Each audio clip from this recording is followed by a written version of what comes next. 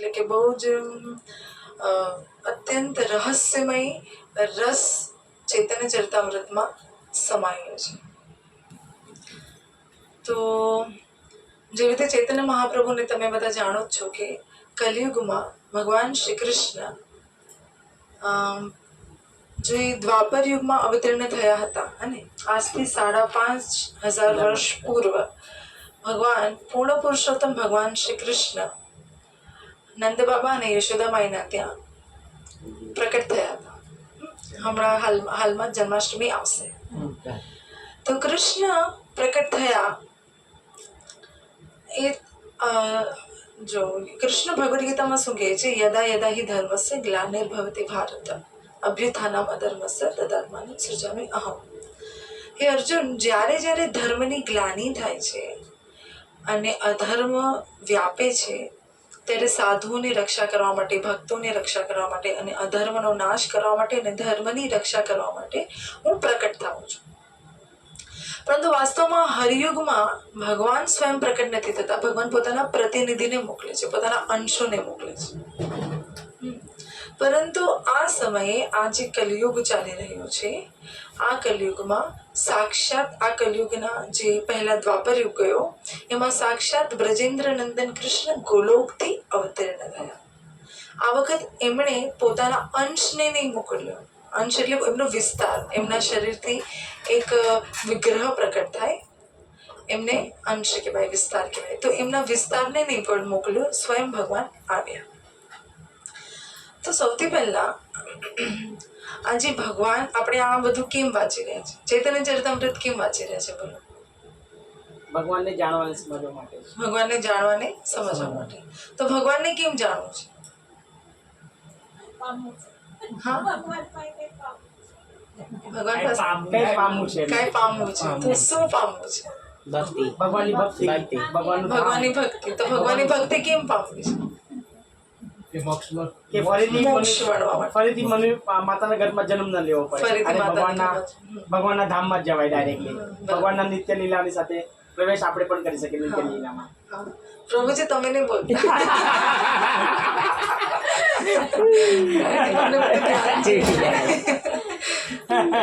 એવું થાય જે હોશિયાર હોય બાળક એને ના પૂછવામાં બરાબર કે તને બધું ખબર છે તો તું કે કારણ બીજાના હિત માટે બીજાને પણ આવડવું જોઈએ. અને જેતલબેન ને તમે આવ્યા છો, આટલા દૂરથી આવ્યા છો અને તો હું પણ ચાહું છું કે તમે પૂર્ણ લાભ ઉઠાવો. મને પણ તમારી સેવા કરવાનો અવસર મળે. તો ચૈતન્ય ચરિતામૃત આ બધા ગ્રંથ આપણે કેમ વાંચીએ છીએ? પ્રભુજી જેમ કીધું ભગવાનની ભક્તિ કરવા માટે. ભગવાનની ભક્તિ કેમ કરવાની છે? તો પ્રભુજી જેમ કીધું મોક્ષ પ્રાપ્ત કરવા માટે. અચ્છા, મોક્ષ એટલે શું? મુક્તિ. હે ને? મુક્તિ. અચ્છા, આપણે બોલવા માટે બોલી લઈએ છીએ મોક્ષ, પરંતુ વાસ્તવમાં જેમ પ્રભુજીએ કીધું કે ફરી પાછું માતાના ગર્ભમાં જન્મ ના લેવો પડે. હા, તો ભગવાન ભગવદ્ ગીતામાં કહે છે, ભગવાન ભગવદ્ ગીતામાં કહે છે, આ બ્રહ્મ ભુવના લોકા પુનરાવર્તિનો અર્જુન મામ ઉપેત્ય તુ કંતેય પુનર્જન્મ ન વિદ્યતે. હે કુંતી પુત્ર અર્જુન, આ બ્રહ્મભુવના લોક, બ્રહ્મલોકથી લઈને જેટલા પણ નીચેના લોક છે આ બધા જ લોકમાં પુનર્જન્મનો ચક્ર લાગુ પડે છે. હે ને? જે રીતે આપણે આ લોકમાં રહી રહ્યા છે, આ કયો લોક છે? પૃથ્વીલોક. પૃથ્વીના ઉપર 7 લોક છે, પૃથ્વીના નીચે 7 લોક છે. તો કુલ મળાવીને કેટલા થયા? 14. 14 લોકનો આ બ્રહ્માંડ છે. 14 જે લોક છે એ 14 લોકને એક બ્રહ્માંડ કહેવામાં આવે. જે રીતે પૃથ્વી આ ભારત દેશ છે, ભારત દેશમાં મહારાષ્ટ્ર છે, ઉત્તર પ્રદેશ છે, બિહાર છે, રાજસ્થાન છે, હે ને, સ્ટેટ છે બધા. એ જ પ્રમાણે એક બ્રહ્માંડમાં 14 લોક હોય. કેટલા લોક હોય? 14 લોક હોય. આપણે એક લોકમાં રહી રહ્યા છે, આ કયો છે? પૃથ્વી લોક. પૃથ્વીના નીચે પાતાલ, તલાતલ, રસાતલ એ બધા લોક છે. અને પૃથ્વીના ઉપર એક ઇન્દ્રદેવનો લોક છે, વરુણદેવ, અગ્નિદેવ, આ બધા ગંધર્વો, કિન્નરો એ લોકોના લોકો છે. અને સૌથી ઉપર જે છે એ છે સત્યલોક. ત્યાં રહે છે બ્રહ્માજી. એટલે સપોઝ 14 માળાની બિલ્ડિંગ છે, તો સૌથી ઉપરનો માળો જે છે ત્યાં કોણ રહે છે? બ્રહ્માજી. આપણે વચ્ચે અને સૌથી નીચે છે નરકલોક, પાતાળ લોક. તો આ 14 લોકોનું જે ભુવન છે, આ 14 લોકોનું બ્રહ્માંડ એક બ્રહ્માંડ છે. તો આ સમસ્ત બ્રહ્માંડમાં 14 લોકમાં જેટલા પણ લોકો રહે છે એ બધાને જન્મ અને મૃત્યુનો ચક્ર એપ્લિકેબલ છે. એપ્લિકેબલ સમજાય ને? એ લોકોને લાગુ પડે છે. તો આમાં તો બ્રહ્માજી પણ આવી ગયા, ઇન્દ્રદેવ પણ આવી ગયા, વરુણદેવ પણ આવી ગયા, અગ્નિદેવ પણ આવી ગયા, મર્ત્યલોકના મનુષ્યો પણ આવી ગયા અને નીચેના લોકો પણ આવી ગયા. તો સૌથી પહેલા આપણે એ સમજવાનું છે કે આપણે જે પૃથ્વીલોક પર રહી રહ્યા છીએ, આ જે પૃથ્વીલોક છે, આ પૃથ્વીલોકને મૃત્યુલોક પણ કહેવામાં આવે છે. મૃત્યુલોક. અચ્છા, કેમ મૃત્યુલોક કહેવામાં આવે છે? જે જન્મે છે એને મરવું પડે. હા, જન્મે છે એને મરવું પડે છે, એ તો છે જ. પણ બીજું એટલે કહેવામાં આવે છે કે કારણ કે અહીંયા મૃત્યુનો કોઈ નિશ્ચિત સમય નથી. કોઈને પણ મૃત્યુ ક્યારે પણ થઈ શકે છે, માટે આને મૃત્યુલોક કહેવામાં આવે છે. આ જે પૃથ્વીલોક છે એને મૃત્યુલોક કેમ કહેવામાં આવે છે? કારણ કે અહીંયા જન્મેલા, અહીંયા જેટલા પણ, એમ જ નહીં મનુષ્ય, જેટલા પણ પશુ પક્ષી જળચર પ્રાણી કે જે વૃક્ષ જેટલા પણ તમને જોવા મળે છે, આ બધાના મૃત્યુ તો પ્રાપ્ત થાય જ છે, પરંતુ મૃત્યુનો કોઈ નિશ્ચિત સમય નથી. હા, માટે આને મૃત્યુલોક કહેવામાં આવે છે. તો આપણે આજે મનુષ્ય જીવન પ્રાપ્ત કર્યો અને આપણે આજે પૃથ્વી પર રહી રહ્યા છે, અને તો આ મનુષ્ય જીવનનું લક્ષ્ય શું છે? આપણે મનુષ્ય બન્યા શા કારણથી બન્યા? શેના માટે ભગવાને આપણાને મનુષ્ય બનાવ્યા? ભક્તિ કરવા માટે. હે ને? બરાબર, ભક્તિ કરવા માટે મનુષ્ય બનાવ્યા. અચ્છા, ભક્તિ નહીં કરશું તો શું થશે? 84 લાખ યોનિમાં જવું પડશે. કરેક્ટ. ભક્તિ નહીં કરવાથી 84 લાખ યોનિમાં જવું પડશે. બરાબર. તો હવે આપણાને બેસિક આ બધું તો જ્ઞાન છે જ કે આપણે ભક્તિ નહીં કરશું તો 84 લાખ યોનિમાં જવું પડશે, અને ભક્તિ કરશું તો ભગવત ધામની પ્રાપ્તિ થશે. એ ભગવત ધામ કેવું છે? યત ગત્વા ન નિવર્તન્તે તદ્ધામ પરમમ મમ. હે અર્જુન, મારા ધામમાં આવ્યા બાદ કોઈ ફરી પાછો એનો જન્મ લેવો પડતો નથી. ન તદ ભાસયતે સૂર્યો ન શશાંકો ન પાવક. ત્યાં સૂર્ય નથી, ત્યાં ચંદ્રમા નથી. મારું જે ધામ છે એ મારા શ્રી વિગ્રહના, મારા સ્વરૂપના અંગ કાંતિથી, મારા શરીરની કાંતિથી, મારા દેહની કાંતિથી એ પ્રકાશિત છે. ત્યાં સૂર્યની જરૂર નથી, ત્યાં ચંદ્રમાની જરૂર નથી, કોઈ અલગથી લાઇટ ઇલેક્ટ્રિસિટીની જરૂર નથી, કારણ કે ભગવાન સ્વયં સાક્ષાત ભગવાન છે ને. તો ન તદ ભાસયતે સૂર્યો ન શશાંકો ન પાવક યત ગત્વા ન નિવર્તન્તે. જ્યાં જઈને મનુષ્ય ફરી પાછો આ પૃથ્વીલોક પર આવતો નથી. તદ ધામ પરમ મમ. એ મારું પરમ ધામ છે. બરાબર. તો પૃથ્વીલોકમાં પાછો આવતો નથી. પૃથ્વીલોકમાં આવશે તો શું થશે? તો પુનરપી જન્મમ પુનરપી મરણમ પુનરપી જનની જઠરે શયનમ. આ કોણે લખ્યું છે આ શ્લોક? આદિ શંકરાચાર્યજીએ લખ્યું છે. આદિ શંકરાચાર્યજી કોના અવતાર છે? શિવજીના અવતાર છે. કોના અવતાર છે? શિવજીના અવતાર છે. ખબર છે ને? હા. તો આદિ શંકરાચાર્યજીએ શું કર્યું? તો ભગવાનના આદેશથી, ભગવાનનો આદેશ હતો માટે એમણે માયાવાદનો પ્રચાર કર્યો હતો. પરંતુ જ્યારે તમે જોશો, શ્રીમદ ભગવદ ગીતા છે તમારી પાસે? ભગવદ ગીતા યથારૂપ? અચ્છા, ઉપર. અચ્છા, ભગવદ ગીતા યથારૂપમાં મોબાઈલમાં છે.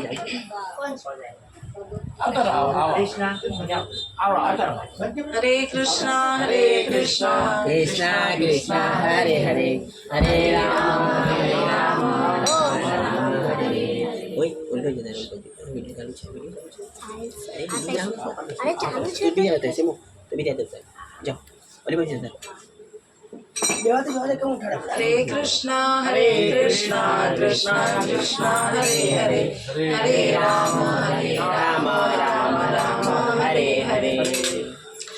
તો આદિ શંકરાચાર્યજીએ માયાવાદનો વિસ્તાર કર્યો, પરંતુ જ્યારે માયાવાદનો પ્રચાર કરતા કરતા જ્યારે હવે એ વધારે, કારણ કે એમને ખબર છે કે આ વાસ્તવમાં ગલત છે, માયાવાદ જે છે વાસ્તવમાં ગલત છે, એની વ્યાખ્યામાં આપણે નહીં જશું, પરંતુ આદિ શંકરાચાર્ય સ્વયં ગીતા મહાત્મા લખે છે, ભગવદ્ ગીતાનું મહાત્મા લખે છે, અને એમાં કહે છે એક જ ભગવાન છે, એકો દેવ દેવકી પુત્ર એવા, એક જ ભગવાન છે આ સંપૂર્ણ સૃષ્ટિમાં, એક જ ભગવાન છે. એ છે કોણ? દેવકીના જે પુત્ર છે, યશોદાના જે પુત્ર છે કૃષ્ણ, એ એક જ ભગવાન છે. માટે મેં તમને કીધું ભગવદ્ ગીતા તમે ખોલશો ને તો ભગવદ્ ગીતાના મહાત્મ્યમાં આગળ પ્રસ્તાવનામાં તમને શ્લોક મળશે. તો શું આપણે પ્રમાણની સાથે વાત કરવી જોઈએ ને? આપણે હવામાં વાત કરીએ તો એ તો ચાલે નહીં ને, કારણ કે કલયુગમાં બહુ પાખંડી લોકોનો બહુ પ્રભાવ વધશે, કારણ કે કલયુગ યુગ જ એનો છે. જેવી રીતે વર્ષા ઋતુમાં ઋતુ જ વર્ષાની છે તો વરસાદ જ આવશે ને, એ પ્રમાણે કલયુગ યુગ જ પાખંડીઓનો છે, પાપીઓનો છે. તો જ્યાં ત્યાં તમને પાખંડી મળશે. શૈલે શૈલેન માણિક્યમ મૌક્તિકમ ન ગજે ગજે, સાધવો નહીં સર્વત્ર ચંદનમ ન વને વને. શૈલે શૈલેન માણિક્યમ, ચાણક્ય પંડિત કહે છે કે હરેક પથ્થર એ માણિક નથી રહેતો. હરેક પથ્થર મોતી હોય કે ડાયમંડ હોય કે ના નહીં ને. તો હરેક પથ્થર, શૈલ એટલે પથ્થર, શૈલે શૈલે ન માણિક્યમ, હરેક પથ્થર મોતી નથી હોતો. મૌક્તિકમ ન ગજે ગજે, હરેક હાથીના કપાળ પર તમને મોતી મુક્તા નહીં મળે. મળે છે? નથી, નહીં મળે. ચંદનમ ન વને વને, હરેક વનમાં તમને ચંદનના વૃક્ષ નહીં મળે. અને એવી જ રીતે સાધવો નહીં સર્વત્ર, હરેક જગ્યા પર તમને સાધુ નહીં મળ્યા. તો તમે બહુ બહુ બહુ ભાગ્યશાળી છો કે તમારા પાસમાં જ આંતરરાષ્ટ્રીય કૃષ્ણ ભાવનામૃત સંઘ જેવું એક ઓથેન્ટિક અધિકૃત સંસ્થા છે, જે કૃષ્ણ કૃપામૂર્તિ શ્રી શિલ અભય ચરણારવિંદ ભક્તિવેદાંત સ્વામી શિલ પ્રભુપાદજીએ જેની સ્થાપના કરી છે. તો તમે બહુ ભાગ્યશાળી છો કે તમને નજદીકમાં આ સંસ્થાનો લાભ મળી રહ્યો છે. તો એમાં શંકરાચાર્યજી લખે છે એકો દેવો દેવકી પુત્ર એવ, એક ગીતમ દેવકી પુત્ર ગીતમ, એક જ ગીત છે, એક જ ભજન છે જે દેવકીના પુત્રે ગાધું છે. એ કયું? શ્રીમદ ભગવદ્ ગીતા. ભગવાને શું કહ્યું? શ્રીમદ ભગવદ્ ગીતા. હને, અને એક જ ઉપાય છે કે તેમના નામનું શરણ ગ્રહણ કરવું. નારદ પંચરાત્રમાં કહેવાય છે હરેર નામ હિ એવ કેવલમ કલો નાસ્તેવ નાસ્તેવ નાસ્તેવ ગતિર અન્યથા. આ કલયુગમાં કેવલ હરિનામ અને કેવલ હરિનામથી જ આપણો ઉદ્ધાર થઈ શકે છે. એ કયું હરિનામ? હરે કૃષ્ણ કૃષ્ણ કૃષ્ણ હરે હરે, હરે રામ રામ રામ હરે હરે. આ હરે કૃષ્ણ મહામંત્ર, હરે કૃષ્ણ કૃષ્ણ કૃષ્ણ હરે હરે, હરે રામ રામ રામ હરે હરે ઇતિ ષોડશ શબ્દકમ કલૌ કલ્મષ નાશનમ ન અન્ય ઉપાય સર્વ વેદેશુ દૃશ્યતે. 108 ઉપનિષદ છે ને, આપણો ઉપનિષદ 108 છે. એમાં એક છે કલી સંતહરણ ઉપનિષદ. કલી સંતહરણ ઉપનિષદમાં કલયુગમાં કયું નામ લેવાનું આ શ્લોક એમાં ઉદ્ધૃત કરવામાં આવ્યો છે. આ શ્લોક એમાં ઉલ્લેખ કરવામાં આવ્યો છે. ન સર્વ વેદેશુ દૃશ્યતે, સર્વ વેદોમાં અન્ય કોઈ ઉપાય દેખાતો નથી, કેવલ હરિનામને છોડીને. તો કૃષ્ણ 5,500 વર્ષ પહેલા આવ્યા અને ભગવાને બહુ લીલાઓ કરી. અને જેવી રીતે ભગવાન શ્રી કૃષ્ણએ હજુ તો માત્ર જન્મ જ થયો હતો અને ભગવાને પૂતના નામની રાક્ષસીનો ઉદ્ધાર કર્યો. 6 દિવસમાં. એમનું હજી નામકરણ પણ નહોતું થયું. અને પૂતના ભગવાનને વિષ પીડાવવા માટે આવી હતી, તો તમને ખબર જ છે. આપણાને કોઈ વિષ પીડાવવા આવે તો આપણે એનો ઉદ્ધાર કરશું? નહીં કરીએ ને. પરંતુ ભગવાન કોણ છે? ભગવાન છે. ભગવાન કોને કહેવાય? વિષ્ણુ પુરાણમાં કહે છે ઐશ્વર્યસ્ય સમગ્રસ્ય વીર્યસ્ય યશસ્ય શ્રિય જ્ઞાન વૈરાગ્યશ્ચ એવ શન્નામ ભગ ઇતિંગણા. જેના પાસે 6 ઐશ્વર્ય હોય, 6 સંપત્તિ હોય. શું હોય? 6 સંપત્તિ, 6 વૈભવ. વૈભવને સમજો છો? વૈભવ, સમૃદ્ધિ. હા, એને જ ઐશ્વર્ય કહેવાય. એને ભગવાન કહેવાય. તો સૌથી પહેલા કૃષ્ણને તો બધા જાણે જ છે કે ભગવાન શ્રી કૃષ્ણ વૃંદાવનમાં પ્રકટ થયા. નંદ બાબા યશોદાબાઈ એમના માતા પિતા હતા. પૂતનાનો ઉદ્ધાર કર્યો. તૃણાવ્રત, અગાસુર, બકાસુર, શક્ટાસુર બધા બહુ અસુરો આવ્યા. ગિરિરાજ ગોવર્ધન ઉઠાવ્યો, રાસલીલા કરી, મામા કંસને માર્યો. આ તો બધા જાણે જ છે. પરંતુ ભગવાન ભગવદ્ ગીતાના 4થા અધ્યાયમાં કહે છે, જન્મ કર્મ ચ મે દિવ્યમ એવમ યો વેત્તિ તત્વતઃ ત્યક્ત્વા દેહમ પુનર્જન્મ ન એતિ મામ એતિ સ અર્જુન. હે અર્જુન, મારા જન્મ અને કર્મ દિવ્ય છે. કેવા છે? દિવ્ય છે. અચ્છા, દિવ્ય એટલે શું?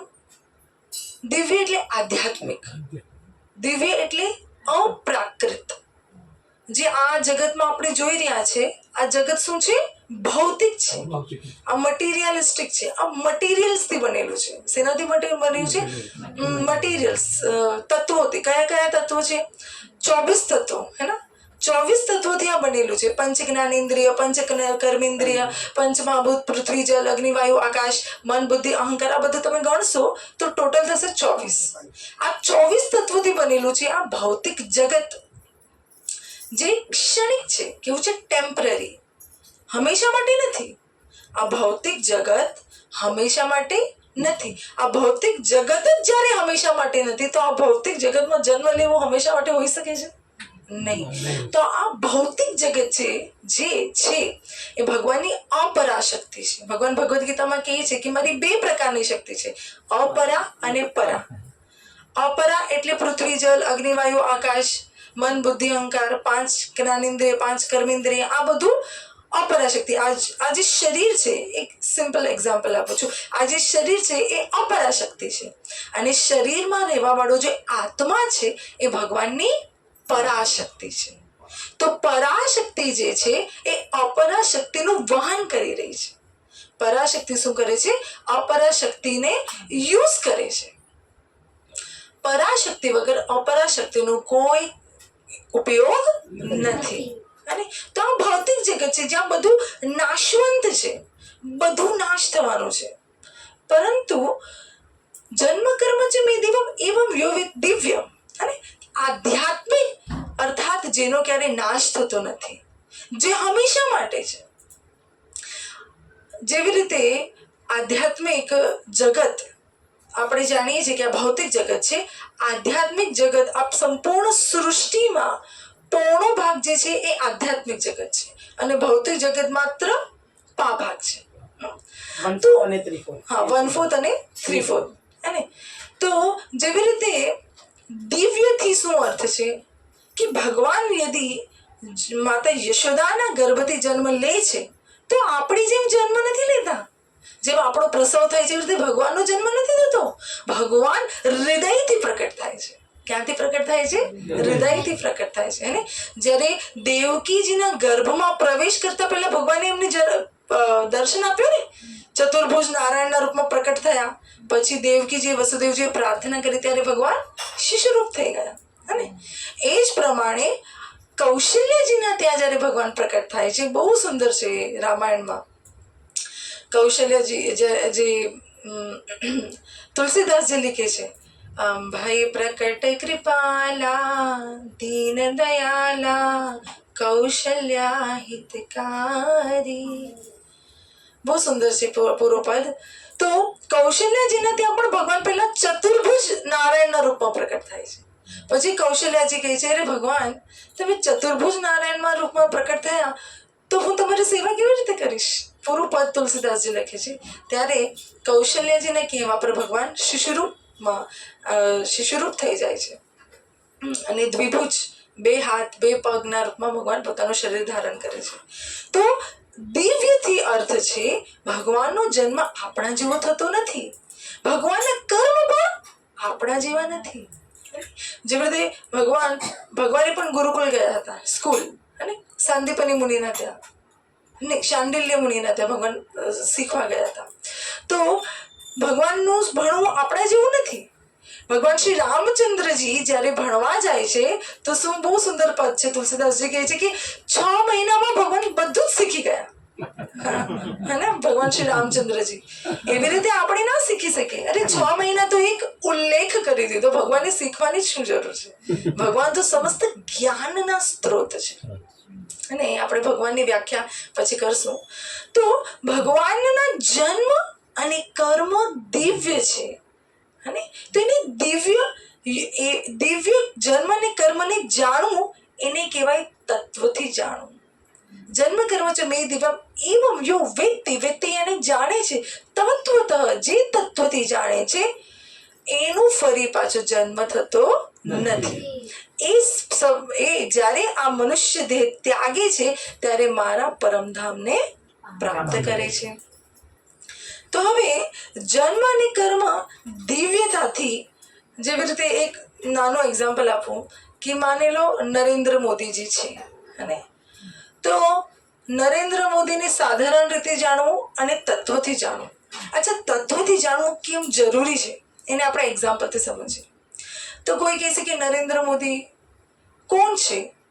તો કોઈ કહેશે કે ચશ્મા પહેરે છે, આવી રીતે વાળ રાખે છે, આવા કપડાં પહેરે છે, આવા દેખાય છે, ગોરા છે, કાળા છે, હા આવી રીતે આવે, હા દાઢી રાખે છે, હા આ નરેન્દ્ર મોદી છે.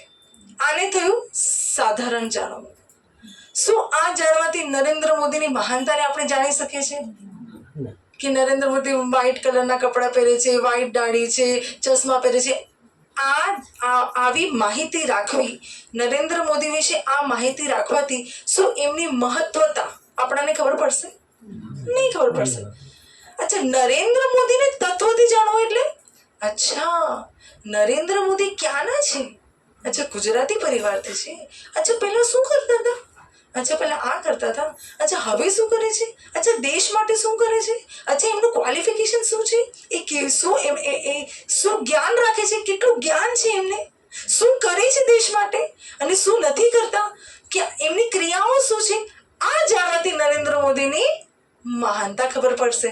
અને જે રીતે હમણાં રામ મંદિર માટે એમણે બહુ તપસ્યા કરી ને, અગર એ આપણાને નહીં ખબર હોય તો આપણને એમની મહાનતા ખબર પડશે? નહીં ખબર પડે. તો નરેન્દ્ર મોદીનું ક્વોલિફિકેશન શું છે, એમનું બેકગ્રાઉન્ડ શું છે, એમનું કુળ શું છે, એ દેશ માટે શું કરે છે, એમના પાસે શું તાકાત છે, શું કરી શકે છે, અને સમજાય છે એમના પાસે શું શક્તિ છે, આ જાણવું એટલે તત્વથી જાણવું થાય. સમજાય?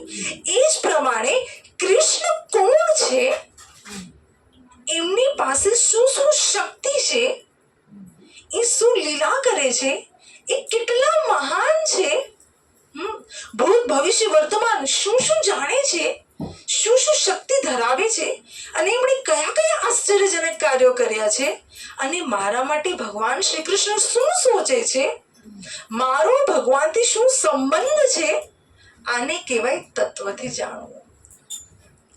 જ્યાર સુધી આપણે ભગવાન કૃષ્ણની મહાનતાને નહીં જાણે, ખાલી આપણે લીલા વાંચ્યા કરશું, જેવી રીતે ચૈતન્ય ચરિતામૃત બહુ મહાન છે.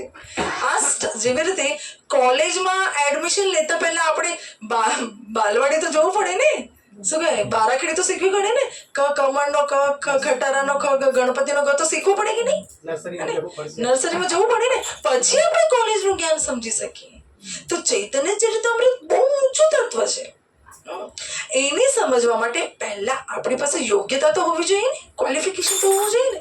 તો ભગવાન શ્રી કૃષ્ણને તત્વથી જાણવું, ખાલી ભગવાને લીલાઓ કરી, રાસ રચ્યું, નિધિવન ગયા, આમ કર્યું, ઓલું કર્યું, માખણ ચોરી લીલા કરી, દામોદર લીલા કરી, આ કરી, એ જાણવાથી લાભ પ્રાપ્ત નહીં થાય. ભગવાન સ્વયં કહે છે, આ તો આપણે નથી કહી રહ્યા. કોણ કહે છે? ભગવાન સ્વયં કહે છે, જન્મ કર્મ ચ મે દિવ્યમ. એને દિવ્યતાથી સમજવું પડશે. યોમામ વેતિ તત્વદ ત્યક્ત્વા દેહમ પુનર્જન્મ નૈતિ મામિતિ સર્વજન. હે અર્જુન, એવા મનુષ્યનો ફરી પાછો જન્મ નહીં થાય. તો ભગવાન કોને કહેવાય? વિષ્ણુ પુરાણમાં શું કીધું? જે 6 ઐશ્વર્યોથી યુક્ત હોય, સર્વ ધનવાન, સંપૂર્ણ ધન જેની પાસે છે. જેવી રીતે આપણે આ કહીએ ધીરુભાઈ અંબાણી, તો તો એ ધનવાન છે, એને સર્વ ધનવાન ના કહેવાય. એ ધનવાન છે પણ લિમિટેડ છે. પરંતુ ભગવાન કોને કહેવાય? જે સર્વ ધનવાન, બધું જ ધન જેની પાસે છે. સર્વ જ્ઞાનવાન, બધું જ જ્ઞાન જેની પાસે છે. સર્વ બલવાન, બધી શક્તિ જેની પાસે છે. સર્વ સૌંદર્યવાન, સૌથી વધારે સુંદરતા જેની પાસે છે. અને સર્વ ત્યાગવાન, જે બધું જ ક્ષણભરમાં ત્યાગી શકે છે, એને ભગવાન કહેવાય. હવે બ્રહ્માજી કહે છે, ઈશ્વર પરમ કૃષ્ણ સચ્ચિદાનંદ વિગ્રહ અનાદિર આદિર ગોવિંદ સર્વ કારણ કારણમ. બ્રહ્માજીને ભગવાને એક કાર્ય સોંપ્યું છે. શું કાર્ય સોંપ્યું છે? બ્રહ્માજી શું કાર્ય કરે છે? સૃષ્ટિની રચના કરે છે. અને બ્રહ્મ સંહિતા નિકાલો, સૃષ્ટિની રચના કરે છે. તો બ્રહ્માજી જ્યારે સૃષ્ટિની રચના કરી, જેવી રીતે શીલ પ્રભુપાદજી આંતરરાષ્ટ્રીય કૃષ્ણ ભાવનામૃત સંઘની સંસ્થાની રચના કરી, તો બધું લખીને ગયા ને કે આ સંસ્થામાં આવું જ બધા નિયમો લખીને ગયા, જેથી આ સંસ્થા 10,000 વર્ષ સુધી ચાલશે. અને આ સંસ્થા હું સ્થાપના કરું છું ન્યુયોર્કમાં 1966 13 જુલાઈ. અહીંયા હું આ સંસ્થાની સ્થાપના કરું છું. આટલા લોકોને સંન્યાસ દીક્ષા આપું છું, આટલા લોકોને અધિકાર આપું છું. આટલા લોકો ઇસ્કોનમાં દીક્ષા આપી શકે છે. ઇસ્કોનમાં રહેવા માટે તમારા આ નિયમ છે, 4 નિયમના પાલન, 16 માળા જપ, આ બધું ઇસ્કોન સંસ્થા સ્થાપના કરવા પહેલા પ્રભુપાદજી લખીને ગયા. અને એ પ્રમાણે બ્રહ્માજીએ જ્યારે સૃષ્ટિની રચના કરી, તો બ્રહ્માજીએ પણ આ સૃષ્ટિ વિશે લખ્યું કે મને પ્રકટ કરનાર કોણ છે? કોણ છે? ઈશ્વર પરમ કૃષ્ણ છે. કોણ છે? કૃષ્ણ છે. કૃષ્ણ પરમ ઈશ્વર છે. ઈશ્વર પરમ કૃષ્ણ. હવે ઈશ્વરની એક વ્યાખ્યા કરી. ઈશ્વર એક સંસ્કૃત શબ્દ છે. ઈશ્વર એટલે જે થોડું બહુ નિયંત્રણ કરે એને ઈશ્વર કહેવાય. જેવી રીતે આ તમારું નાનું અમથું ઘર છે, અને ઉમેશભાઈ છે, નિલેશભાઈ છે, નિતેશભાઈ છે, અને મમતાબેન છે, તમારા પત્ની છે, વાઈફ છે, કૃષ્ણા છે, માતાજી છે ને પ્રભુજી છે. તો તમારું આટલું નાનું ઘર, આમાં ઘરમાં મેન કોણ છે? પિતાજી. તો આ ઘરના ઈશ્વર થયા પ્રભુજી. ઈશ્વર એટલે જે 4-5 જણને નિયંત્રણ કરે, જે અમુક ચીજોને નિયંત્રણ કરે, એને ઈશ્વર કહેવાય. તો ઈશ્વર તો શિવજી પણ છે, બ્રહ્માજી પણ છે, દુર્ગાજી પણ છે, ગણેશજી પણ છે, બધા જ ઈશ્વર છે. પરંતુ ઈશ્વરોના ઈશ્વર, પરમ ઈશ્વર બ્રહ્માજીએ કોને કીધા? કૃષ્ણ. ઈશ્વર પરમ કૃષ્ણ સચ્ચિત આનંદ વિગ્રહ, જે સત અર્થાત પૂર્ણ શાશ્વત, શાશ્વત યાની ઇટર્નલ, જેનો ક્યારેય નાશ ના થાય. સચ્ચિત ચિત યાની પૂર્ણ જ્ઞાનમય, જે સંપૂર્ણ જ્ઞાનમય છે.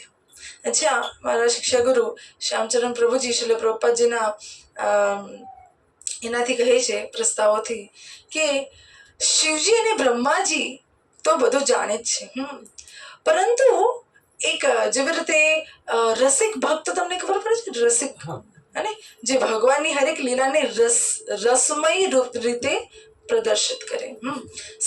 બહુ આચાર્ય ગણોએ ભગવાનના કથનો પર પોતાના મંતવ્યો લખ્યા છે, વ્યાખ્યા લખી છે, અને ભગવાન એ વ્યાખ્યાને સાબિત કરે છે. જેવી રીતે પ્રહલાદ મહારાજને પૂછવામાં આવ્યું, હિરણ્યકશિપુએ પૂછ્યું કે શું આ થાંભલામાં તારા ભગવાન છે? તો ભગવાન ત્યાંથી પ્રકટ થઈ ગયા, કારણ કે પ્રહલાદ મહારાજે કીધું હતું હા છે, તો ભગવાન ત્યાંથી પ્રકટ થઈ. ભગવાન એકચ્યુઅલી નરસિંહદેવ ફરી રહ્યા હતા બધા સ્તંભોમાં, અહીંયા કહી દેશે તો, અહીંયા કહી દેશે તો, અહીંયા કહી દેશે તો. ભગવાન રેડી જ હતા કે કયા સ્તંભને આ ચૂને છે, કયા સ્તંભને આ ચૂઝ કરે છે. તો ભગવાન પોતાના ભક્તોના આદેશનું પાલન કરવા માટે તત્પર છે, માટે એને ભક્ત વત્સલ, ભગવાન શ્રી કૃષ્ણનો એક ગુણ છે શું? ભક્ત વત્સલ. ભગવાન ભક્તોના પ્રેમથી બંધાઈ જાય છે ને. આપણા બિલ્વમંગલ ઠાકોર બહુ સુંદર લખે છે ચૌરાગ્રગણ્ય અષ્ટકમમાં કે ભાઈ પ્રભુ, તમને હું મારા હૃદયરૂપી જેલમાં બંધ કરી દીધા છે, હવે તમે અહીંયાથી ક્યાં જશો હે ચોર? તમને મેં મારા હૃદયરૂપી જેલમાં બંધ કરી લીધા છે, કેદ કરી લીધા છે. હવે તમે અહીંયાથી આ જેલથી છૂટી શકતા નથી. તો શિવજી અને બ્રહ્માજી અગર જાણતા હોત કે હિરણ્યકશ્યપુ અને રાવણ આગળ જઈને તાંડવ મચાવવાના છે બહુ, તો એમને વરદાન કેમ આપત? હે ને? તેમને વરદાન કેમ આપત? નહીં આપત ને. તો ભગવાન સર્વ જ્ઞાનમય છે. કેવલ કોણ? કૃષ્ણ. કૃષ્ણ સર્વ જ્ઞાનમય છે. એને ખબર છે આગળ જઈને આ શું કરશે, પાછળ જઈને આ શું કરશે, પાછળ આ શું કર્યું છે, શું કરીને આવ્યો છે, અને આગળ જઈને આ શું કરશે. માટે ભગવાન એવું કોઈ વરદાન આપતા નથી. કૃષ્ણ ક્યારેય એવું કોઈ વરદાન આપતા નથી કોઈને, કારણ કે કૃષ્ણ ત્રિકાળદર્શી છે. કૃષ્ણ વાસ્તવમાં બધું જાણે છે કે ભવિષ્યમાં શું થશે, આનું પરિણામ ભવિષ્યમાં શું થશે. સર્વ જ્ઞાનવાન, સર્વ બલવાન. કૃષ્ણ સર્વ બલવાન છે. અહીંયા બહુ સુંદર બ્રહ્મ સંહિતામાં બ્રહ્માજી કહે છે કે બલવાનના તો બહુ બધા ઉદાહરણ આપણને ખબર છે. ગિરિરાજ 7 વર્ષની આયુમાં ભગવાન શ્રી કૃષ્ણને ઉઠાવ્યો, અને એ પણ પોતાના ડાબા હાથની સૌથી નાની આંગળી, છેલ્લી આંગળીના નાખૂન પર ઉઠાવ્યો. તો આનાથી અધિક બલવાનનું ઉદાહરણ ક્યાં આપ્યું ભગવાન? અને સર્વ બલવાન, સર્વ ત્યાગવાન. શ્રી રામચંદ્રજીને કહેવામાં આવ્યું કે તમારો રાજ્ય અભિષેક છે, અને રાજ્ય અભિષેકની પૂર્ણ તૈયારી થઈ ગઈ. અને એ જ દિવસે, જે દિવસે રાજ્ય અભિષેક છે, એ દિવસે સવારે સવારે કઈ માતાએ કહ્યું કે બેટા, તને નથી રાજ્ય મળવાનું, રાજા તો મારો ભરત થવાનો છે. એક ક્ષણમાં ભગવાને સંપૂર્ણ ઐશ્વર્યનો ત્યાગ કરી દીધો. આ ભગવાન ઉદાહરણ બતાવે છે. સર્વ ત્યાગવાન, સર્વ સૌંદર્યવાન. ભગવાન સૌથી સુંદર છે, સર્વ આકર્ષક. કૃષ્ણ, કૃષ્ણ શબ્દનો અર્થ જ છે જે સર્વ આકર્ષક છે. સર્વ આકર્ષક એટલે જ્ઞાનથી પણ આકર્ષે છે, ત્યાગથી પણ આકર્ષે છે, ધનથી પણ આકર્ષે છે, બલથી પણ આકર્ષે છે, અને સૌંદર્યથી પણ આકર્ષે છે. એને કહેવાય સર્વ આકર્ષક. જે નાના બાળકથી લઈને, જવાનિયાથી લઈને, ઘરડાઓથી લઈને, પશુ પક્ષી, નર નારી, કીટ પતંગ, બધાને જે આકર્ષણ કરે એને કહેવાય સર્વ આકર્ષક. કૃષ્ણ બધાને આકર્ષણ કરે છે. જ્યારે કૃષ્ણ વૃંદાવનમાં પ્રકટ થયા, અહીંયાથી યમુના નદી પણ આકર્ષક થઈ ગઈ. જે સ્થાવર હતા એ જંગમ થઈ ગયા, જંગમ હતા એ સ્થાવર થઈ ગયા. મતલબ જે ચાલી રહ્યા હતા, જે સજીવ, જે રીતે હવા ચાલે છે તે સ્ટોપ થઈ ગઈ. યમુનાજી વહે છે તો સ્ટોપ થઈ ગઈ. અને વૃક્ષ આદિ એ ક્રિયાશીલ થઈ ગયા. વૃક્ષ ક્યારે ક્રિયા કરે? ના કરે, પણ વૃક્ષ આદિ ક્રિયાશીલ થઈ ગયા. આ શું છે? વિકાર. આવા વિકાર, આવા અનુભવો એમના અંદર પ્રકટ થઈ ગયા. ક્યારે? જ્યારે ભગવાન શ્રી કૃષ્ણ પ્રકટ થાય છે. સર્વ સૌંદર્યવાન, સર્વ સૌંદર્યવાનનું આપણા દૈનિક જીવનમાં, દૈનંદિન જીવનમાં બહુ સુંદર ઉદાહરણ છે. માનો આ તમારો કૃષ્ણ છે ને, તો કૃષ્ણ જન્મ લીધો, અને તો તમે એમનું નામ શિવ કેમ નહીં રાખ્યું? વિષ્ણુ કેમ નહીં રાખ્યું? બ્રહ્મા કેમ નહીં રાખ્યું? અને જે રીતે નાનું બાળક જન્મ લે તો આપણે એને શું કહીએ? કાના. શું કહીએ?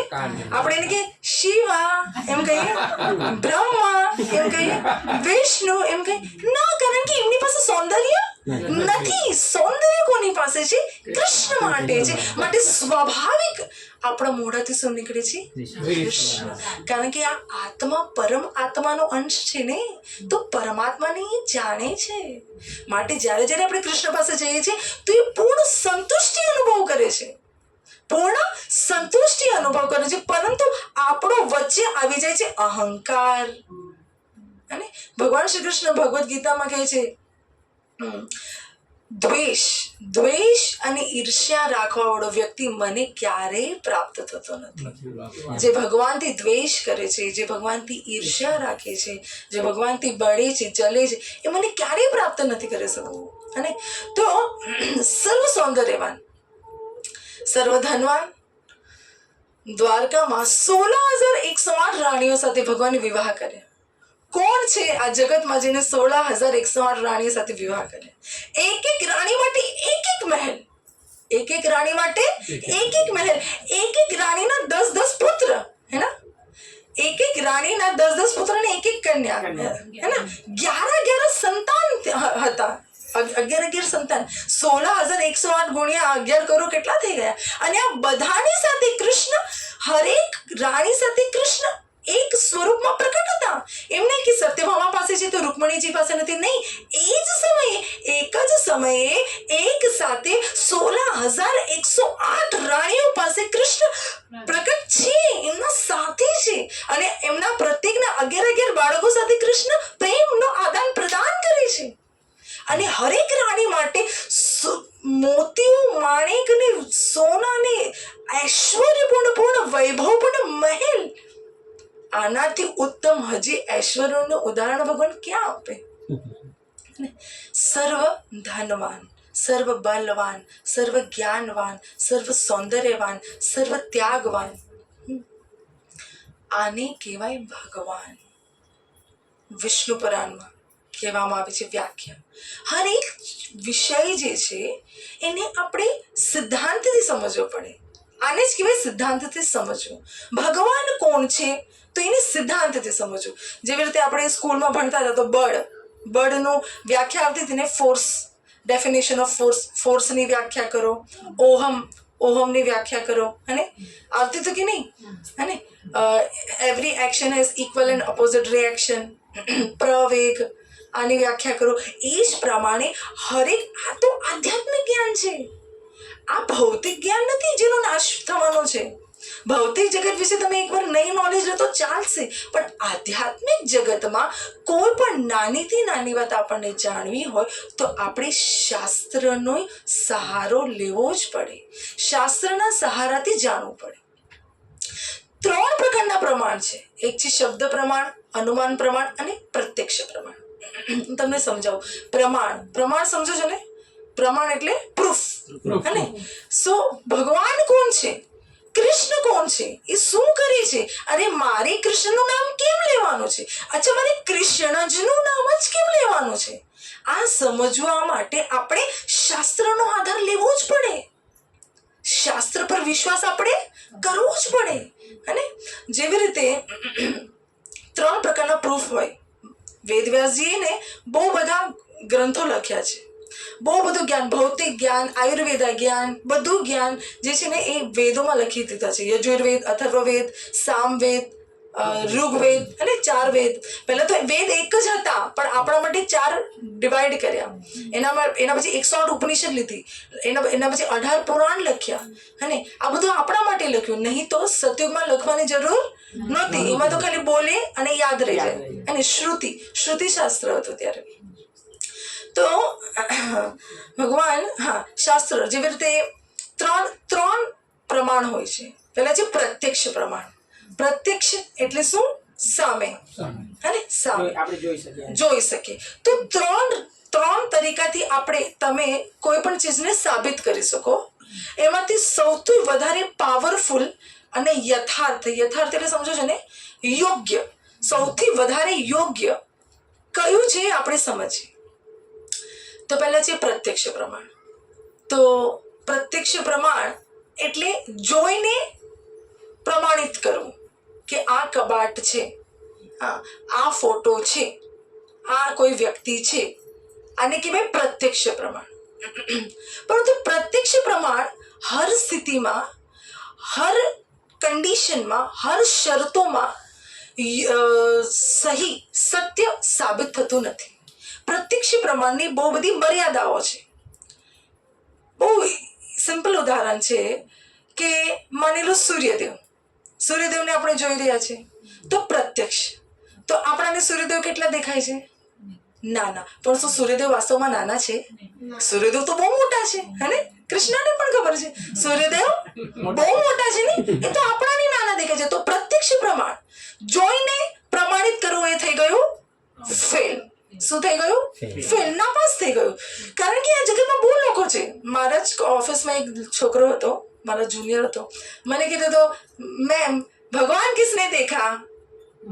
मैंने શું कहता तो मैं भगवान किस जो देखेगा उस पर ही भरोसा करेगा ना भगवान किस ने देखा मतलब प्रत्यक्ष પ્રમાણમાં જાય છે તો મેં કીધું ભગવાનને જોવા માટે પહેલા તારી પાસે ક્વોલિફિકેશન છે કે पहले तो योग्यता लाओ પછી ભગવાનની વાત કર ભાઈ बड़ी बड़ी बात करने के पहले योग्यता लाना पड़ चाहिए ना મોટા મોટા સ્થાનોમાં જોયું નરેન્દ્ર મોદીને જોયું શું એરા વ્યક્તિને નરેન્દ્ર મોદી એન્ટ્રી આપી દેશે કે નરેન્દ્ર મોદીને જવા માટે ક્વોલિફિકેશન જોઈએ હે ને તો મેં એને કીધું ભાઈ તો પહેલા योग्यता अर्जित कर પછી તને કૃષ્ણ હર એક જગ્યા પર દેખાશે है तो प्रत्यक्ष प्रमाण दुनिया में बहुत लोग છે भगवान किसने देखा तो मानता નથી अरे पागल प्रत्यक्ष प्रमाण तो सूर्यदेव ने गलत साबित કરી રહ્યો છે ભગવાન છોડ સૂર્યદેવ તો ભગવાનના ભૌતિક એમાં આવે છે ભૌતિક જગતમાં આવે છે એને જ પ્રત્યક્ષ પ્રમાણ ફેલ કરી રહ્યું છે કારણ કે સૂર્યદેવને જોઈ રહ્યા છે પણ એટલા એ નથી તો બહુ વિશાળ છે તો જોઈને સાબિત કરવું આ પ્રમાણ થઈ ગયું ફેલ પછી બીજું છે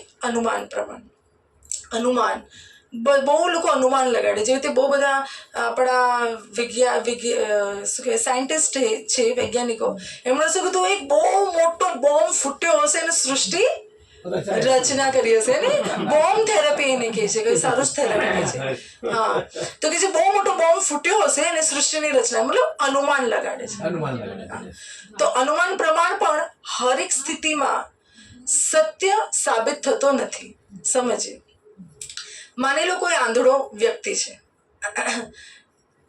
એકચ્યુઅલી 6 આંધળા વ્યક્તિ હતા અને એમણે હાથી પાસે ઊભા રાખ્યા એક જણને ઊભો રાખ્યો સૂંઢ પાસે એક જણને ઊભો રાખ્યો હાથીના પગ પાસે એક જણને હાથીના શરીર પાસે એક જણને પૂંછડી પાસે પેટ પાસે એક જણને પૂંછડી પાસે એક જણને કાન પાસે અને પૂછ્યું કે હવે બોલો मतलब એને પ્રમાણ કરવા માટે કારણ કે થિયરી પ્રેક્ટિકલ કરવું પડે ને અનુમાન પ્રમાણ રોંગ કેવી રીતે થાય છે એનું પ્રેક્ટિકલ્સ કરી રહ્યા છે અને આ આંધળા લોકોને કીધું કે તમે બોલો આ શું છે તો જે પૂંછડી પાસે ઊભો હતો એને કીધું આ તો એક રસ્સી છે એને શું કીધું આ તો એક રસ્સી મતલબ હાથીને એને શું કીધું રસ્સી છે જે પેટ એટલે શરીર પાસે ઊભો હતો એને હાથ લગાડ્યો મતલબ અનુમાન એટલે અનુમાન કરવું ને તો અનુમાન લગાડીને કહે છે આ તો બહુ મોટી દિવાલ છે શું કીધું આ તો બહુ મોટી દિવાલ છે પછી જે કાન પાસે ઊભો હતો એને કીધું આ તો બહુ મોટું સુપડું લાગે છે શું લાગે છે સુપડું લાગે છે ને એ જ પ્રમાણે જે પગ પાસે ઊભો હતો એને હાથ લગાડ્યો અને એને કીધું આ તો વૃક્ષનો થડ લાગે છે આ શું લાગે છે વૃક્ષનું થડ લાગે છે મતલબ કહેવાનો અર્થ એ છે અનુમાન પ્રમાણ અર્થાત અંધારામાં તીર મારવું શું છે આંધળા છે ને એ લોકો દેખાતું નથી એ લોકોને અંધારામાં તીર મારવું તો એનાથી હાથી જ સાબિત ના થયો તો ભગવાન ક્યાંથી સાબિત થશે અને તો કહેવાનો અર્થ આપણે આપણા મનથી ભગવાનનો અનુમાન ના લગાવી શકીએ કે બ્રહ્માજી ભગવાન હશે શિવજી ભગવાન હશે ગણેશજી ભગવાન હશે દુર્ગા માતા ભગવાન હશે આપણે અનુમાન આપણા અંદાજાથી લગાડી ના શકીએ એને કહેવાય સ્પેક્યુલેશન મનોકલ્પના મનની કલ્પનાથી ભગવાન હાથી જ સાબિત ના થયો તો પૂર્ણ પુરુષોત્તમ ભગવાન શબ્દ સ્થાપિત થાય ના થાય પરંતુ શબ્દ પ્રમાણ એટલે સામેવાળાએ કહ્યું છે જેવી રીતે શબ્દ પ્રમાણ ક્યાં જેવી રીતે પહેલા આકાશવાણી થતી હતી હે કે કાલે આવું થવાનું છે તો એ રાઈટ હોય એ સહી છે હા આ આવું થવાનું છે શબ્દ પ્રમાણ એટલે ડાયરેક્ટ સોર્સથી આપણે સાંભળીએ છીએ ભલે વાયા સાંભળીએ છીએ પરંતુ સોર્સ એટલે જ્યાંથી સ્ત્રોત જે છે જ્યાંથી જ્ઞાન આવી રહ્યું છે ત્યાંથી હું સાંભળી રહી છું જેવી રીતે મમતાબેને મને ફોન કર્યો કે શિલ્પા આજે તમે ક્લાસ માટે આવો મયુરે તો મને કીધું જ હતું પરંતુ ડાયરેક્ટ સોર્સથી મને ખબર પડી ગઈ કે અચ્છા મારો ક્લાસ છે તો મેં વિશ્વાસ કરી લીધો મયુર કહેતો હતો ત્યાર સુધી હું અનુમાન લગાડતી હતી કે અચ્છા હશે કે નહીં હશે પરંતુ ડાયરેક્ટ સોર્સથી તો શબ્દ પ્રમાણ જે છે એ હરેક સ્થિતિમાં સત્ય સાબિત થાય અને ભગવાન વિશે જે શબ્દ પ્રમાણ છે એ છે આપણું શાસ્ત્ર આ જે શાસ્ત્ર છે આ શબ્દ પ્રમાણ છે માટે શાસ્ત્ર પર ભરોસો કરવો જ પડે અને શાસ્ત્રના આધાર પર ભગવાનનો નિર્ણય થાય કોના આધાર પર થાય? શાસ્ત્રના આધાર પર. અચ્છા, હવે બહુ લોકો છે કે છે કે શાસ્ત્ર કિસને लिखा क्या पता, है ने? તો હવે જેવી રીતે એક માં છે અને એક બાળકને જન્મ આપે, તો શું બાળકને ખબર હોય કે આ એના પિતા છે? બાળકને નથી ખબર કે આ અમારા પિતા છે, પરંતુ માં કહે છે બેટા આ તારા પિતા છે, આ તારા દાદા છે, આ તારી દાદી છે, આ તારા કાકા છે, કાકી છે, માસા છે, માસી છે. તો માએ કીધું તો બાળકે વિશ્વાસ કરવો જ પડશે. નહીં કરે તો જશે ક્યાં? નહીં કરે તો જશે ક્યાં? બાળકે વિશ્વાસ કરવો જ પડશે. અગર એ પેલું બધું કરવા જશે ટેસ્ટ બેસ્ટ, તો દુનિયામાં હજારો લોક છે, હજારો બિલિયન્સ શું છે, ભારતનું જ લોક સંખ્યા આટલી બધી છે, તો આખા અમેરિકા, ઇંગ્લેન્ડ, આખું જગતમાં કેટલા લોકો છે, તો ક્યાં ક્યાં ટેસ્ટ કરવા જશે? તો એ જે રસ્તો છે એ સહી નથી, ઇમ્પોસિબલ છે, એ પોસિબલ નથી, સંભવ નથી, અસંભવ છે.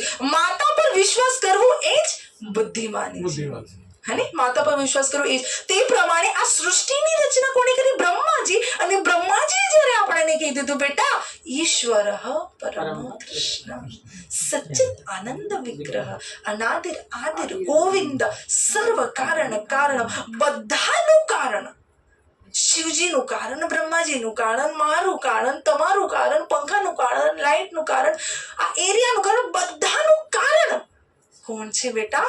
કૃષ્ણ છે. તો બ્રહ્માજી પર વિશ્વાસ કરી લો એ બુદ્ધિમાન.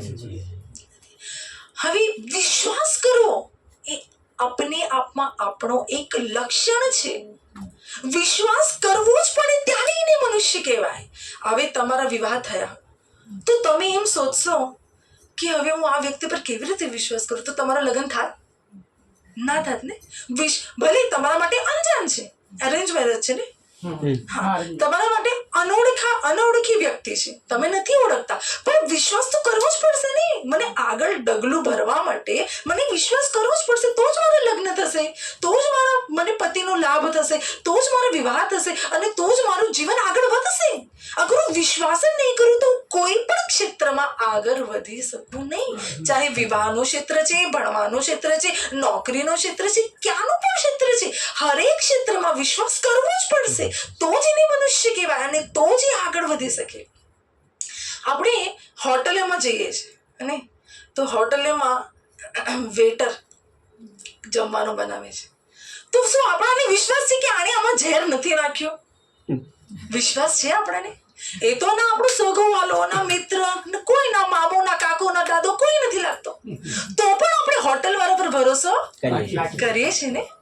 તો હોટેલ વાળા પર આપણને ભરોસો છે, પણ બ્રહ્માજી પર આપણને ભરોસો આવતો નથી.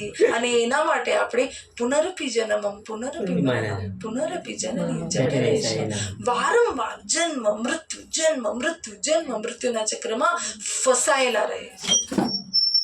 તો અમારા શ્રીલ પ્રભુપાદ કહે છે પાયલટ, વિમાનમાં આપણે જઈએ તો પાયલટ પર ભરોસો છે કે આ બરાબર વિમાન ચલાવશે. હવે ચલાવશે કે બરાબર? એ ભગવાન છે કે ક્યારે પણ ક્રેશ કરી શકે છે.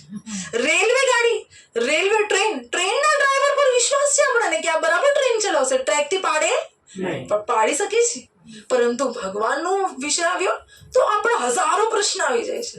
અરે ભાઈ, એ કોણે કીધું, એ કોણે જોયું, એ ક્યાંથી આવ્યા, એ શું કરે છે? ના ના ના ના, તો એવું ચાલે નહીં. ભગવાન પર વિશ્વાસ કરવો પડશે. બ્રહ્માજી કહે છે क्षीरम यथा दधि विकार विशेष योगात संजायते नहीं ततः पृथगस्ति हेतो यह शंभुताम अपि तथा समुपैति कार्यात गोविंदम आदि पुरुषम तमहम भजामि. जिस प्रकार दूध खटाई या जामन आदि के संयोग से दही में बदल जाता है, किंतु फिर भी अपने उपादान कारण दूध के वह न तो समान होता है नहीं उससे पृथक होता है. मतलब दही ક્યાંથી બને છે? દૂધથી, હે ને? પરંતુ દહીં દૂધમાંથી બને છે, પરંતુ દહીં દૂધ છે કે નથી ને? દહીં અને દૂધ બંને અલગ અલગ છે, પરંતુ દહીંનો જે સોર્સ છે, જે સ્ત્રોત છે, કોણ છે? दूध છે. उसी ही प्रकार संहार के कार्य निमित्त जो शंभु रूप में परिणत हो गए उन आदि पुरुष भगवान गोविंद का मैं भजन करता हूँ. પરંતુ અર્થાત શિવજી એ ક્યાંથી પ્રકટ થયા છે? ભગવાન કૃષ્ણથી. સર્વપ્રથમ આ સંપૂર્ણ સૃષ્ટિમાં ભગવાન કૃષ્ણ હતા. સર્વાવતારી ભગવાન, સર્વાવતારી કૃષ્ણ સ્વયં ભગવાન. તાહાર દ્વિતીય દેહ શ્રી બલરામ, તાહાર દ્વિતીય દેહ શ્રી બલરામ. આદિકાય વ્યુહ કૃષ્ણ લીલા રસહાય.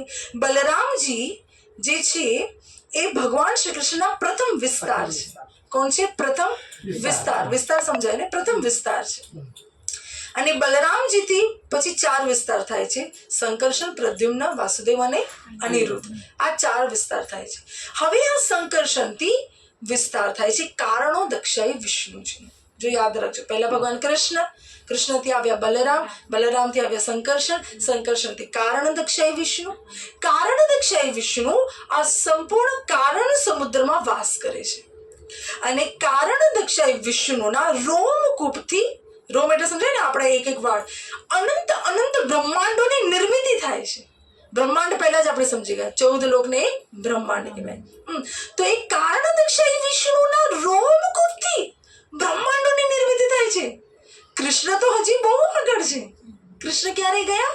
પહેલા કૃષ્ણ, પછી બલરામ, પછી સંકર્ષણ, પછી કારણ દક્ષાઈ વિષ્ણુ. એ બ્રહ્માંડોની નિર્મિતિ કરે છે.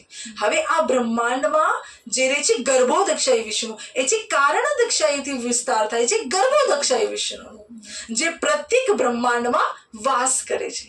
અને ગર્ભો દક્ષાઈ વિષ્ણુના નાભી કમલથી બ્રહ્માજી પ્રકટ થાય છે. બ્રહ્માજી તમને ખબર છે નાભી કમલથી એ કયા વિષ્ણુ છે? ગર્ભો દક્ષાઈ વિષ્ણુ છે. એ કોનો વિસ્તાર? કારણો દક્ષાઈના વિસ્તાર. હે કૃષ્ણ તો હજી બહુ આગળ છે. ગર્ભોદક્ષાઈ વિષ્ણુ. હવે ગર્ભોદક્ષાઈ વિષ્ણુ જે બ્રહ્માંડ પ્રકટ કર્યા, એ બ્રહ્માંડના અણુ અણુ પરમાણુ, અંડાંતરસ્થ પરમાણુ, ચયાંતરસ્થ એ પરમાણુમાં રહે છે પરમાત્મા, એ છે ક્ષીરોદક્ષાઈ વિષ્ણુ, જે પ્રત્યેક આપણા બધાના હૃદયમાં વાસ કરે છે. એ છે ક્ષીરોદક્ષાઈ વિષ્ણુ. અને પછી આ ક્ષીરોદક્ષાઈ વિષ્ણુને બ્રહ્માજીને શિવજી તો બહુ દૂર થઈ ગયા. તો મેઇન સોર્સ કોણ છે? કૃષ્ણ છે. જેવી રીતે દહીં અને દૂધ, દહીંનો સોર્સ દૂધ છે, પરંતુ દૂધ દૂધ છે ને દહીં દહીં છે. દહીં ક્યારે દૂધ થઈ શકતું નથી. આગળ બ્રહ્માજી બહુ સુંદર કહે છે, સૃષ્ટિ સ્થિતિ પ્રલય સાધન શક્તિ રેખા છાયૈવ યસ્ય ભુવનાની બિભર્તિ દુર્ગા ઇચ્છાનુરૂપમપી યસ્ય ચ ચેષ્ટતે સા गोविंदम आदि पुरुषम तमहम भजामि. हे बेटा, भौतिक जगत की सृष्टि स्थिति एवं प्रलय की कारिणी शक्ति की छाया સ્વરૂપ માયા શક્તિ, મતલબ આજે સૃષ્ટિનું જે સર્જન થાય છે, પાલન થાય છે, વિનાશ થાય છે, એની જે શક્તિ છે એ શક્તિની જે છાયા છે, જે રીતે આપણી છાયા હોય ને એવી રીતે ભગવાનની જે ચિત્ત શક્તિ છે, ज्ञान शक्ति से इन्हीं जी छाया छे, जो कि सभी के द्वारा दुर्गा नाम से पूजित होती है. કોણ? દુર્ગાજી. દુર્ગાજીનું વર્ણન બ્રહ્માજી, કારણ કે સૃષ્ટિની રચના કરી ને એટલે એમને ખબર છે કે દુર્ગાજી ક્યાંથી આવ્યા, શિવજી ક્યાંથી આવ્યા, બ્રહ્માજી પોતે ક્યાંથી આવ્યા, આ બધા અણુ પરમાણુ ક્યાંથી આવ્યા, આ સૃષ્ટિમાં અપરા આ બધું શું છે, આ બધા યોનિઓ ક્યાંથી આવ્યા, બધું એમને ખબર છે. કારણ કે એમણે સૃષ્ટિની રચના કરી. શિવજી તો પ્રલય કરે છે, પણ આમણે રચના કરી. તો આમણે બધું સંવિધાન, જે રીતે ભારતનું સંવિધાન લખ્યું છે ને, એમણે આવી રીતે સૃષ્ટિનું સંવિધાન લખી કર્યું. બેટા दुर्गा जी यहाँ थी आव्या. तो सुनिए, दुर्गा नाम से पूजित होते, दुर्गा नाम से पूजित होते, जिनकी इच्छा के अनुसार चेष्टाएं करती उन आदि पुरुष भगवान गोविंद को मैं प्रणाम करता हूँ. दुर्गा जी साक्षात भगवान ने चेष्टा, भगवान ની ઈચ્છા અનુસાર ચેષ્ટા કરે છે. ચેષ્ટા એટલે ક્રિયા. દુર્ગાજી સમજાયું આ સોર્સ શાસ્ત્ર છે ને. તો ભરોસો આપણે કરો. હોટલ વાળા પર ભરોસો કર્યો, રેલવે વાળા પર કર્યો, પાયલટ વાળા પર, તો બ્રહ્માજી પર ભરોસો નહીં કરશું તો નહીં કરશું તો પુનરપી જન્મ, પુનર 84 લાખ યોની લાગુ જ રહેશે. અને આનાથી કોઈ છુટકારો નથી. કેવલ અને કેવલ ભગવાનનું નામ જ આનાથી છુટકારો આપશે. આગળ બહુ સુંદર. હા, યત્પાદ પલ્લવ યુગમ વિનિધાય કુંભ દ્વંદ્વે પ્રણામ સમય સગણાધિરાજ વિજ્ઞાન વિહંતુ મલમસ્સ जगत्रयस्य गोविंदम आदि पुरुषम तमहम भजामि। तीनों लोगों के समस्त विघ्नों का विनाश करने हेतु शक्ति प्राप्त करने के उद्देश्य से जिनके चरण कमलों को श्री गणेश अपने मस्तक के दोनों कुंभों पर धारण करते हैं, अरे उन आदि पुरुष गोविंद का मैं ભજન મતલબ સમસ્ત વિઘ્નોના વિનાશ કરવા માટે શક્તિ ગણેશજી ક્યાંથી લે છે કૃષ્ણ પાસેથી। શિવજી ક્યાંથી આવ્યા? કૃષ્ણ પાસેથી। દુર્ગાજી ક્યાંથી આવ્યા? કૃષ્ણ પાસેથી। તો જેવી રીતે કોઈ એક વૃક્ષ છે, વૃક્ષમાં ડાળીઓ છે, પાંદડા છે, ફળ છે, ફૂલ છે, બધું જ છે, થડ છે, પરંતુ વૃક્ષના મૂળમાં જળ નાખી દીધું તો ડાળી, પાંદડા, ફૂલ, ફળને અલગથી આપવાની જરૂર છે?